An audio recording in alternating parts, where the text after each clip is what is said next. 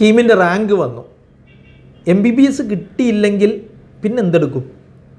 Agriculture, fisheries, veterinary, forestry ഈ വക allied science course എടുക്കണോ, അതല്ല പ്രാക്ടീസിങ് കരിയറായ ആയുർവേദം എടുക്കണോ, ഹോമിയോ എടുക്കണോ, സിദ്ധ എടുക്കണോ, യുനാനി എടുക്കണോ, അതല്ല ഡെൻറ്റിസ്ട്രിയിലേക്ക് പോകണോ?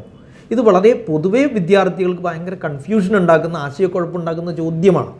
ആ ആശയക്കുഴപ്പം തീർക്കാൻ എന്താണ് യഥാർത്ഥത്തിൽ ഓരോ കോഴ്സും എന്ന് പഠിച്ചാൽ തീരാവുന്നതേ ഉള്ളൂ പ്രശ്നം. ഞാൻ ഇന്ന് നിങ്ങളോട് പറയുന്നത് അഗ്രികൾച്ചറിനെ കുറിച്ചാണ്.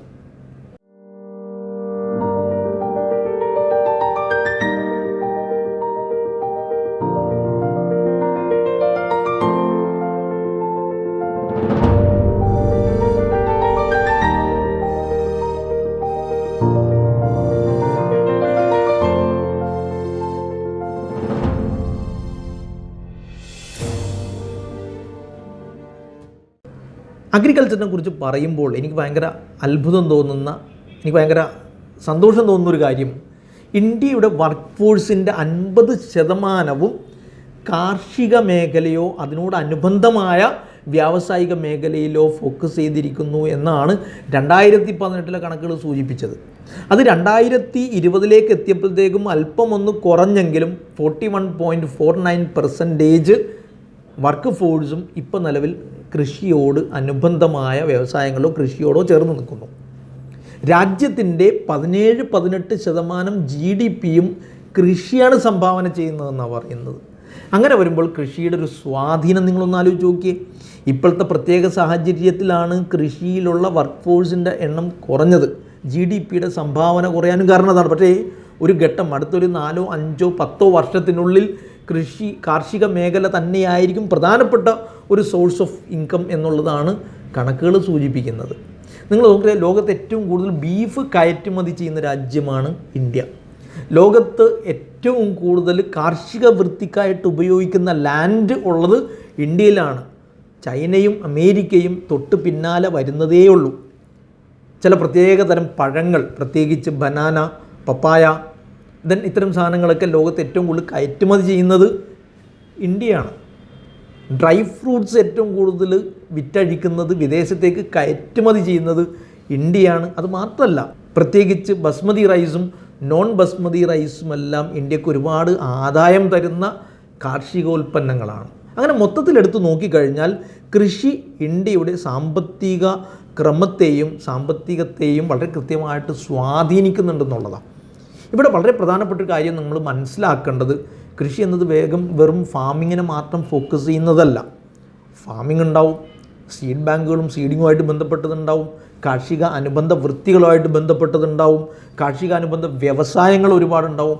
പ്രത്യേകിച്ച് ക്യാഷ് ക്രോപ്സുമായിട്ട് ബന്ധപ്പെട്ട വിപണനങ്ങൾ, റബ്ബർ മാത്രം എടുത്ത് നോക്കും നിങ്ങൾ, അതുപോലെ നട്ട്സ് മാത്രം എടുത്ത്, ഡ്രൈ ഫ്രൂട്ട്സും നട്ട്സും എടുത്ത് നോക്കും നിങ്ങൾ, സ്പൈസസ് മാത്രം എടുത്ത് നോക്കൂ. ഇഞ്ചി ഏറ്റവും കൂടുതൽ ഉൽപ്പാദിപ്പിക്കുകയും കയറ്റുമതി ചെയ്യുകയും ചെയ്യുന്ന രാജ്യങ്ങളിലൊന്നാണ് ഇന്ത്യ.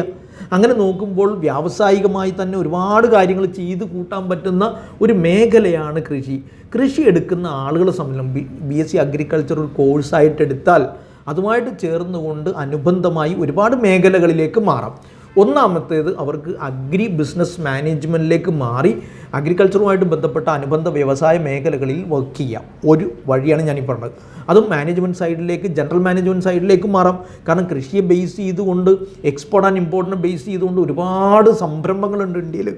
മാത്രമല്ല, വിദ്യാർത്ഥികളെ സംബന്ധിച്ചിടത്തോളം ഭാവിയിൽ ഒരു ഓണ്ടർപ്രണോറിയലായിട്ട് ചിന്തിക്കാൻ പറ്റുന്ന റൂറൽ മാനേജ്മെൻറ്റും അഗ്രി ബിസിനസ് മാനേജ്മെൻറ്റും പോലുള്ള ഓപ്ഷൻസ് ഉണ്ട്. മറ്റൊന്ന്, ഫുഡ് സയൻസിലേക്ക് മാറാം അവർക്ക് വേണമെങ്കിൽ. അപ്പോൾ ഫുഡ് സയൻസ് ആൻഡ് ടെക്നോളജിയായിട്ട് ബന്ധപ്പെട്ട കോഴ്സുകൾ എടുക്കാം. ഇനി അതുമല്ലെങ്കിലോ അവർക്ക് ഫുഡ് സയൻസ് ആൻഡ് ടെക്നോളജി പോലെ തന്നെ രസകരമായി വരുന്ന ഒരുപാട് ജനറ്റിക്സിലേക്ക്, പ്രത്യേകിച്ച് ഹെർബൽ സയൻസുമായിട്ട് ബന്ധപ്പെട്ട മെഡിസിനൽ പ്ലാന്റ്സിൻ്റെ മെഡിസിനൽ എക്സ്ട്രാക്ഷനുമായിട്ട് ബന്ധപ്പെട്ട ഏരിയകളിൽ അവർക്ക് വർക്ക് ചെയ്യാം.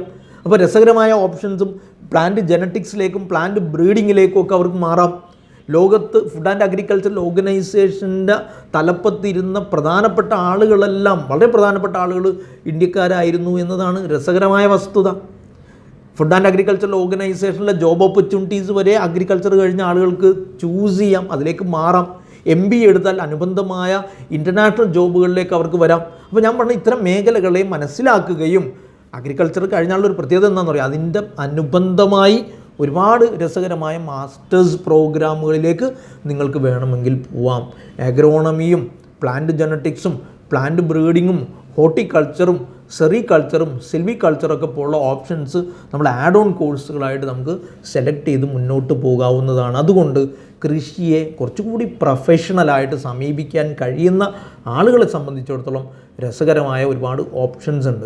പക്ഷേ നിലവിലുള്ള സിറ്റുവേഷനിൽ ഒരു 2 കൊല്ലമെങ്കിലും 3 കൊല്ലമെങ്കിലും എടുക്കും പൂർണ്ണമായും ഒരു ബാച്ച് മുഴുവൻ പ്ലേസ്ഡ് ആവാൻ എന്നതുകൊണ്ട് ആളുകൾ പൊതുവെ അതിൽ നിന്ന് പിന്നോക്കം നിൽക്കുന്ന ഒരു അവസ്ഥ ഉണ്ട്. ഞാൻ അതിന് പരിഹാരം എന്ന നിലക്ക് ഞാൻ പറയാം, സാധാരണ നിലക്ക് ഒരു അഗ്രികൾച്ചർ കോളേജിൽ ജോയിൻ ചെയ്ത് പാസ് ഔട്ടായി വരുന്ന ഒരു കുട്ടികളുടെ ഒരു ഗ്രൂപ്പ് എടുത്ത് നോക്കിയാൽ ഒരു 20% കോഴ്സ് കംപ്ലീറ്റ് ചെയ്യുമ്പോഴത്തേക്കും പ്ലേസ്ഡ് ആവുന്നുണ്ട്. റിലയൻസ് പോലെ ടാറ്റ അമാൽഗം പോലുള്ള കമ്പനികളുടെ പ്രോസസ്സിങ് യൂണിറ്റുകളിൽ വർക്ക് ചെയ്യുന്നുണ്ട്.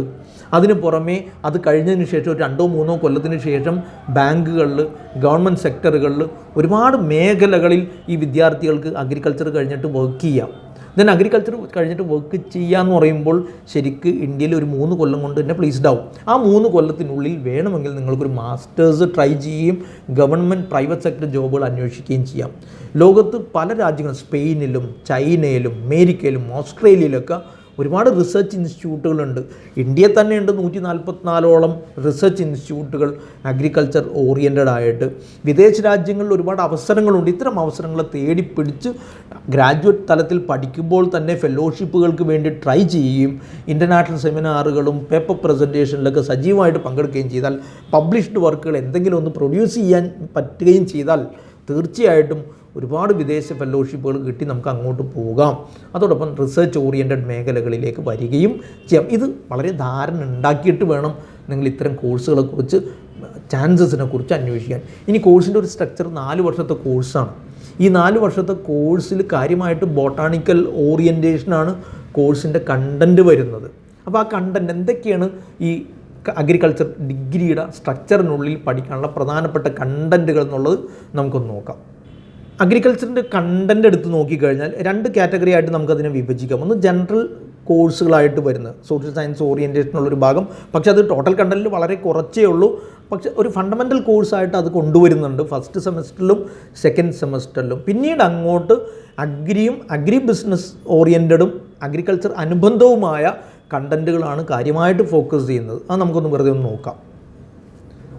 ഒന്ന് rural sociology and constitution of India, comprehension and communication skills, introduction to computer application, educational psychology. ഇതാണ് പൊതുവായി ജനറലായിട്ട് വരുന്ന ഭാഗങ്ങൾ. പിന്നീട് agriculture finance and cooperation, principles of agriculture economics, agriculture marketing, fundamentals of agri business management, agriculture engineering ഓറിയൻറ്റേഷനിൽ farm power and machinery, energy sources and the application in agriculture, then protected cultivation structures and agro processing, principles of soil and water engineering. Agriculture entomology എന്ന പേരിൽ general entomology, crop pests and their management, economic entomology, sericulture. then പിന്നെ വരുന്നത് agriculture extension education ആണ്. extension methodology for transfer of agriculture technologies, dimensions of agriculture extension. പിന്നെ വരുന്ന agriculture microbiology oriented, soil microbiology, agriculture microbiology. പിന്നീട് വരുന്ന agriculture statistics, പ്രത്യേകിച്ച് ഫണ്ടമെൻറ്റ്സ് of statistics. ഇങ്ങനെ നമ്മൾ കോഴ്സ് കണ്ടൻറ്റ് എടുത്തു കഴിഞ്ഞാൽ കോഴ്സിനെ വളരെ കൃത്യമായിട്ട് വർഗീകരിച്ച് കൃത്യമായ കണ്ടൻറ്റ് പഠിപ്പിച്ചാണത് മുന്നോട്ട് കൊണ്ടുപോകുന്നതെന്നറിയാം. ഒരു ഫൈനൽ ഇയർ ഒക്കെ ആകുമ്പോഴത്തേക്കും വളരെ പ്രധാനപ്പെട്ട കുറേ ഭാഗങ്ങൾ അഗ്രികൾച്ചറിൻ്റെ ഭാഗമായിട്ട് കോഴ്സിൻ്റെ ഭാഗമായിട്ട് വരുന്നുണ്ട്. പ്രത്യേകിച്ച് ഫീൽഡ് ക്രോപ്സ്, പേപ്പർ 1 ഉണ്ട്, പേപ്പർ 2 ഉണ്ട്.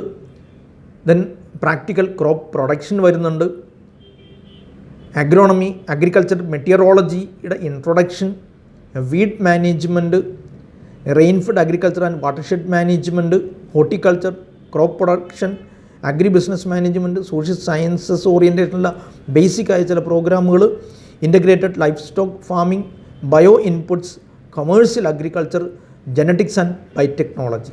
അപ്പം മൊത്തത്തിൽ നമ്മൾ ഈ അഗ്രികൾച്ചറിൻ്റെ ഒരു കണ്ടൻറ്റ് സ്ട്രക്ചർ എടുത്ത് നോക്കിക്കഴിഞ്ഞാൽ രസകരമായി അഗ്രി ബിസിനസ്സും അഗ്രികൾച്ചർ ബേസിക്കുമായിട്ട് ബന്ധപ്പെട്ട ഒരുവിധ എല്ലാ ഭാഗങ്ങളും നമുക്കിങ്ങനെ കാണാൻ പറ്റും.